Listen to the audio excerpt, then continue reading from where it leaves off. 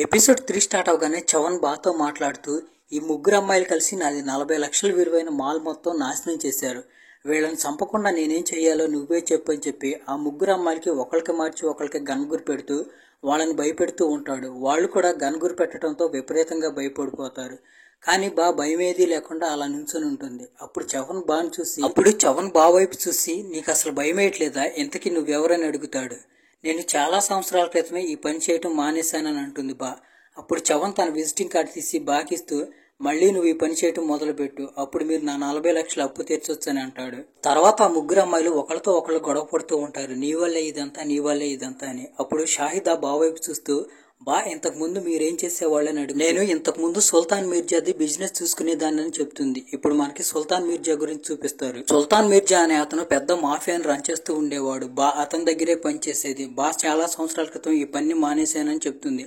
ఆ మాట వినగానే రాజీ షాక్ అయిపోతుంది. తర్వాత ఆ ముగ్గురు అమ్మాయిలతో మాట్లాడుతూ మనం ఇప్పుడు ఈ సమస్య నుండి బయటపడాలంటే చవన్ చెప్పినట్టు వినితీరాల్సిందే, మనకు అంతకంటే ఇంకో మార్గం లేదంటుంది.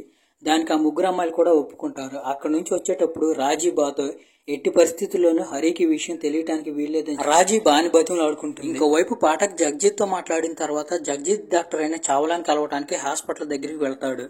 అయితే హాస్పిటల్లో ఉన్న ఎంప్లాయ్ చావ్లా ఎప్పుడు దేశం వదిలి పారిపోయాడని చెప్తాడు. దాంతో పాఠక్ అతనికి డబ్బులు ఆశ చూపించి మొడిల్లా మెడిసిన్ ప్రిస్క్రైబ్ చేసిన వాళ్ళ అడ్రస్ అడుగుతాడు. అతను డబ్బుగా ఆశపడి వాళ్ళ అడ్రస్ ఇచ్చేస్తాడు. ఇంకోవైపు చవన్ తో మాట్లాడుతున్న బాని చూపిస్తారు మనకి.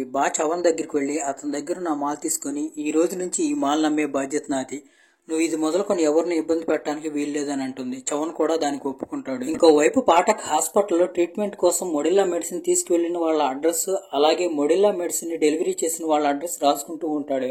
మధ్యలో పాఠక్ పెన్ పనిచేయటం ఆగిపోతుంది. దాంతో హాస్పిటల్ అతను పాఠక్ ఒక పెన్ ఇస్తాడు.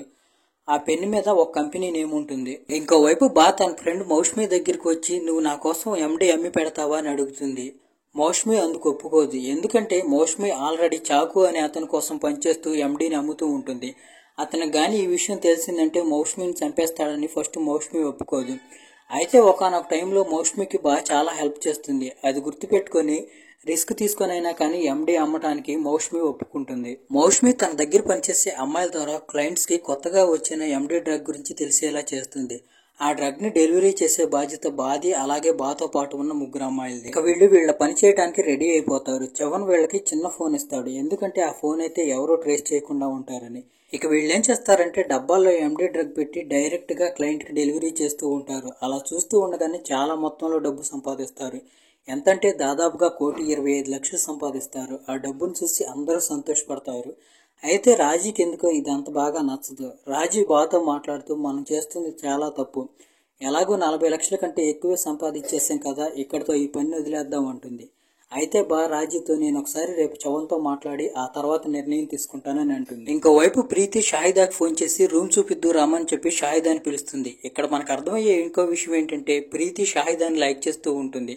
అయితే షాహిదా ఏమో తను చేసే బిజినెస్ గురించి ప్రీతికి ఎక్కడ తెలిసిపోతుందేమోనని చెప్పి ప్రీతి అంటే భయపడుతూ ఉంటుంది. ఇంకోవైపు ప్రీతికి భూమిక నెంబర్ లభించడంతో భూమికకు ఫోన్ చేసి వైవా లైఫ్ లో నుంచి నిన్ను జాబులో నుండి ఎందుకు తీసేశారని అడుగుతుంది. వైవా లైఫ్ పేరు వినగానే సడన్ గా భూమి ఫోన్ కట్ చేసేస్తుంది. ఇంకోవైపు పాఠక్ ప్రీతికి ఫోన్ చేసి చాలా ఎంక్వైరీ చేసిన తర్వాత మొడిల్లా ఢిల్లీలోని ఒక లోకల్ మార్కెట్ లో హోల్సేల్ గా దొరుకుతుందని తెలిసింది. ఇప్పుడు ఏం చేయాలో అర్థం కావట్లేదు అంటాడు. అప్పుడు ప్రీతి పాఠక్ తో మాట్లాడుతూ నాకు భూమిక నెంబర్ దొరికింది, మీరు ఇక్కడికి వచ్చేయండి, భూమికని అడిగితే ఏమైనా తెలుస్తుందేమో అని అంటుంది. అయితే పాఠక్ అక్కడికి రావడానికి ఒప్పుకోడు. ఎందుకంటే ఒకవేళ మనం అక్కడికి వచ్చి భూమికని మొడిల్లా గురించి అడిగామనుకో మిగతా వాళ్ళకి ఈ విషయం తెలిస్తే అందరూ సదురుకుంటారని అంటాడు. ఇంకోవైపు చవన్ దగ్గరికి వెళ్లి అతను డబ్బులు మొత్తం ఇచ్చేసి ఇంతటితో నీ బాకీ తీరిపోయింది, ఇక అమ్మాయిని ఇబ్బంది పెట్టే ప్రయత్నం చేయకు, అలాగే ఇలాంటి డీల్ ఏదైనా ముందు చేయాలంటే నాతో చెప్పు అని అంటుంది. ఇక్కడ మనకు అర్థమయ్యే విషయం ఏంటంటే తిరిగి తన వ్యాపారాన్ని మొదలు పెట్టాలనుకుంటుంది. ఆ మాట వినగానే చవన్ సంతోషపడిపోతాడు. మన ఇద్దరం కలిసి బిజినెస్ చేద్దామని అంటాడు. అయితే 20% కావాలని చెప్పి డిమాండ్ చేస్తుంది. చవన్ కూడా దానికి ఒప్పుకుంటాడు. ఎందుకంటే తనకు ఎలాగోలా ఆ డ్రగ్ అమ్మి పెట్టే వాళ్ళు కావాలి. తర్వాత ఆ ముగ్గురు అమ్మాయిల దగ్గరికి వచ్చి చవన్ మనతో ఇంకో డీల్ చేయడానికి ఒప్పుకున్నాడు, మనందరం ఇంకా కలిసి పని చేయాలంటుంది. అయితే దానికి మిగిలిన ఇద్దరు అమ్మాయిలు ఒప్పుకుంటారు, కానీ రాజీ ఒప్పుకోదు. అప్పుడు రాజీకి నచ్చజెప్తూ మనం ఇంతకు ముందు దాకా గంజాయి అలాగే ఎండి డ్రగ్ అమ్మాము, ఈ విషయం చవన్ అందరికీ చెప్పేస్తాడు. ఒకవేళ మనం ఈ బిజినెస్ చేయటం ఆపేసామన్నాం అనుకో, ఇంకా మనం దాంతో పాటు ఏం చేద్దామంటే డెలివరీ చేయటం మనం ఆపేద్దాం, కొత్త అమ్మాయిని పెట్టుకుని వాళ్ళ చేత డెలివరీ చేపిద్దాం, అలాగే వాళ్ళందరినీ చూసుకునే పని మాలాకి అప్పచెబుదాం అని అంటుంది. దానికి మిగతా ఇద్దరు అమ్మాయిలు ఒప్పుకుంటారు. రాజీకి ఇష్టం లేకపోయినా తన ఓటమిని అంగీకరిస్తూ తను కూడా ఒప్పుకుంటుంది. వీళ్ళకి ఇప్పటికీ కూడా క్లయింట్స్ ని మౌష్మీనే తీసుకొస్తూ ఉంటుంది. వీళ్ళు చూస్తూ ఉండగానే చాలా పెద్ద మొత్తంలో డబ్బు సంపాదిస్తారు. ఎంతలా డబ్బు సంపాదిస్తారంటే కనీసం ఆ డబ్బు ఎక్కడ పెట్టాలో వాళ్ళకి తెలియని కూడా తెలియదు. అంత పెద్ద మొత్తంలో సంపాదిస్తారు. షాహిదా వాళ్ళ దగ్గర ఉన్న ఒక బెడ్ ను ఓపెన్ చేసి దాంట్లో డబ్బులు దాచిపెడుతుంది. వీళ్ళకి ఇష్టమైన వస్తువులన్నీ కొనుక్కొని ఎంజాయ్ చేస్తూ ఉంటారు. అయితే రాజీవ్ ఒక్కటే ఈ పని చేయడానికి ఇష్టం లేకుండా, మనశ్శాంతి లేకుండా ఉంటుంది. ఆ రోజు హరి న్యూస్ చూస్తున్నప్పుడు న్యూస్ రిపోర్టర్ అదితి మొడిల్లా డ్రగ్ గురించి మాట్లాడుతూ, ఇండియాలో మొడిల్లా డ్రగ్ ని తయారు చేసేందుకు 5గురికే పర్మిషన్ ఉంది, వాళ్ళలో వైవా లైఫ్ కూడా ఒకటని చెప్తుంది. అప్పుడే సడన్ గా హరికి ఆ రోజు వినయ్ కి ఎవరో అదితి అనే అమ్మాయి కాల్ చేయడం గుర్తొస్తుంది. కొంపదీసి ఆదితి ఈ అదితి కాదు కదా అనుకుంటాడు. ఇంకోవైపు షాహిదా వాళ్ళ ఓనర్ షాహిదాకి ఫోన్ చేసి ఆ రూమ్ మొత్తం నీళ్లతో నిండిపోయింది, అక్కడున్న వస్తువులన్నీ అమ్మేశానని చెప్తాడు. ఆ మాటలు వినగానే షాహిదాకు 5 ఫీజులు పైనే పోతాయి. ఎందుకంటే డబ్బులున్న సోఫా కూడా అక్కడే ఉంది. వెంటనే వాళ్ళంతా అక్కడికి వెళ్లి ఆ సోఫా కొనుక్కుంటారు. కొనుక్కొని ముగ్గురు నుంచొని ఆ సోఫా వైపే చూస్తూ ఉంటారు, ఆ సోఫా ఎక్కడ పెట్టాలని. కాసేపు ఆలోచించిన తర్వాత వరుణాది సితారా బొటిక్ ఉంది కదా, అక్కడికి తీసుకెళ్లి అక్కడ పెడతారు. ఇక్కడతో ఎపిసోడ్ 3 ఎండ్ అయిపోతుంది. ఎపిసోడ్ 4 స్టార్ట్ అవగానే చాకో మౌష్మికి ఫోన్ చేసి మార్కెట్లోకి కొత్తగా ఎండి డ్రగ్ అమ్మే వాళ్ళు వచ్చారంట, మన క్లయింట్స్ కూడా ఆ డ్రగ్ తీసుకుంటున్నారంట అని చెప్తాడు. ఆ మాటలు వినగానే మౌష్మికి భయం వేస్తుంది. అలాగా, ఎవరు అమ్ముతున్నారో వాళ్ళ గురించి నేను తెలుసుకుంటానని అంటుంది, తనకేమి తెలియనట్టు. ఇంకోవైపు షాహిదా వరుణకి ఆ సోఫాలో ఉన్న డబ్బులన్నీ చూపిస్తూ, ఈ డబ్బులు నీ బిజినెస్ ని డెవలప్ చేయడానికి నీకు అవసరం అనుకో, వాడుకో, కానీ దానికి బదులుగా మాకేం చేస్తావంటే నెలకు కొంచెం చొప్పున మా అకౌంట్లో డబ్బులు వేస్తా ఉండు, దాంతో ఆ మనీ కూడా వైట్ అయిపోతుంది అని అంటుంది. వరుణకి ఏం చేయాలో అర్థం కాదు, నేను ఆలోచించి చెప్తానని అంటుంది. ప్రీతి ఇంకోవైపు సైలెంట్ గా శంకర్ కార్కి ట్రాకర్ ని అరేంజ్ చేస్తుంది. ఇంకోవైపు మౌష్మి బాగా ఫోన్ చేసి, ఎవరో డ్రగ్ అమ్ముతున్న విషయం చాకోకి తెలిసిపోయింది, నేను ఇప్పుడు నీకోసం క్లయింట్స్ ని తీసుకురాలేను, ఒకవేళ ఇది అతనికి తెలిసిందంటే నిర్దాక్షిణ్యంగా నన్ను చంపేస్తానంటుంది. ఆ మాటలు వినగానే బాగా టెన్షన్ మొదలవుతుంది. ఎందుకంటే చవన్ దగ్గర పెద్ద మొత్తంలో డ్రగ్ తీసుకొచ్చింది సప్లై చేయడానికి. ఇంకోవైపు వరుణ డిస్ట్రిబ్యూటర్ దగ్గరికి వచ్చి అప్పుడు దాకా కట్టాల్సిన డబ్బులు మొత్తం ఇచ్చేస్తుంది.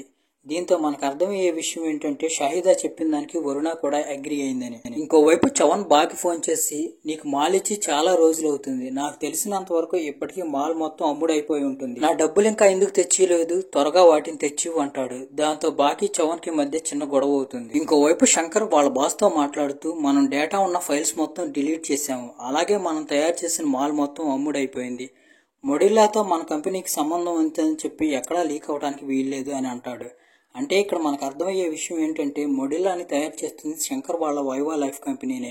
ఇదంతా పాటకి తెలియకుండా శంకర్ దాచిపెట్టాడు. ఇంకోవైపు తిజోరి రాజీతో మాట్లాడుతూ, ఈసారి గణేష్ నవరాత్రులకి బొమ్మను మీ నాన్నని తయారు చేయమని చెప్పు, ఇంకెక్కడా మాకు అంత మంచి బొమ్మ దొరకట్లేదని చెప్తుంది. రాజీ వాళ్ళ అమ్మా నాన్నలు బొమ్మలు తయారు చేస్తూ ఉంటారు. దాంతో రాజీ కూడా తిజోరి చెప్పిన దానికి ఓకే అంటుంది. ఇంకోవైపు రాజీ వాళ్ళ అమ్మకు ఫోన్ చేసి, ఈసారి మా సొసైటీ వాళ్ళు గణపతి నవరాత్రులకి విగ్రహం కావాలని మనల్ని అడిగారు, మీరు వాళ్ళ కోసం విగ్రహం తయారు చేయాలని అంటుంది. ఇదే మాటల్ని రాజీ భర్త హరి కూడా వింటూ ఉంటాడు. ఇంకోవైపు పాఠక్ ఒక కెమిస్ట్ దగ్గరికి వెళ్లి మొడిల్లా మెడిసిన్ గురించి మాట్లాడుతూ, నాకు బల్క్ లో కావాలి, నాకు కానీ సప్లై చేశారంటే మీరు కూడా చాలా పెద్ద మొత్తంలో డబ్బులు సంపాదించుకోవచ్చు అని అంటాడు. అప్పుడే ఆ కెమిస్ట్ కళ్ళు పాఠక్ జేబులో ఉన్న పెన్ను పైన పడతాయి. ఆ పెన్ను చూడగానే అతనికి విపరీతమైన కోపం వస్తుంది. పాఠక్ ని పక్కకి తీసుకెళ్లి, మా కస్టమర్ ని దొబ్బేయడానికి వేరే కంపెనీ నుంచి వచ్చావా అని అంటాడు. అతను అలా అంటుంటే పాఠక్ అసలు ఏమవుతుందో అర్థం కాదు. బయటకు వచ్చిన తర్వాత పాఠక్ తన జేబులో ఉన్న పెన్నుని తీసి చూసుకుంటాడు. దాని మీద జిప్రో అని రాసి ఉంటుంది. ఆ కంపెనీ శంకర్ పేరు మీద రిజిస్టర్ అయి ఉంటుంది అని తెలియగానే పాఠక్ చాలా సంతోషపడతాడు. ఎందుకంటే అతని చేతికి ఏదో చిన్న తీగ దొరికినట్టుగా పాఠక్ కనిపిస్తుంది. పాఠక్ వెంటనే ప్రీతికి ఫోన్ చేసి, వైవా లైఫ్ కి అలాగే జిప్రోకి కనెక్షన్ ఉంది, వాళ్లే మొడిల్లా మెడిసిన్ ని తయారు చేస్తారు, ఆ జిప్రో కంపెనీ శంకర్ పేరు మీద రిజిస్టర్ అయ్యింది, అంటే మొడిల్లా పని మొత్తం శంకరే చూసుకుంటాడని అంటాడు. అప్పుడే ప్రీతి శంకర్ లొకేషన్ ని ట్రాక్ చేస్తూ ఉంటుంది. శంకర్ వెహికల్ ఏదో జిప్రో అనే కంపెనీ వైపు వెళ్తూ ఉంటుంది. అది చూసి ప్రీతి షాక్ అయిపోతుంది. వెంటనే ప్రీతి పాఠక్ తో మాట్లాడుతూ, మీరు వీలైనంత త్వరగా ఇక్కడికి వచ్చేయండి, మనం శంకర్ ని రెడ్ హ్యాండెడ్ గా పట్టుకోవచ్చు అని అంటుంది. ఇంకోవైపు మనకి శంకర్ తో పాటు వస్తున్న హరిని చూపిస్తారు. వాళ్ళిద్దరూ కలిసి జిప్రో కంపెనీలోకి వెళ్తూ ఉంటారు. ప్రీతి కూడా శంకర్ ని వెతుక్కుంటూ జిప్రో వైపుకి వస్తుంది. లోపలికి వెళ్లిన తర్వాత అక్కడున్న స్టాఫ్ శంకర్ తో మాట్లాడుతూ, ఇంకొక మొడిల్లా బ్యాచ్ మిగిలే ఉంది, దాన్ని వినేష్ సార్ ఉంచమని చెప్పారని అంటారు. దాంతో పాటు రేపు అదితి అనే రిపోర్టర్ ఇక్కడ టూర్ కి వస్తుందని కూడా చెప్పారని అంటారు. అంతలోనే హరీష్ శంకర్ కార్ కింద ఉన్న ట్రాకర్ ని తీసుకొచ్చి, దీన్ని మీ కార్ కింద ఎవరో అరేంజ్ చేశారు, నేనే రిమూవ్ చేసి తీసుకొచ్చాను అంటే దీని అర్థం మన వెనకాల ఎవరో ఇక్కడికి వస్తున్నారని అంటాడు.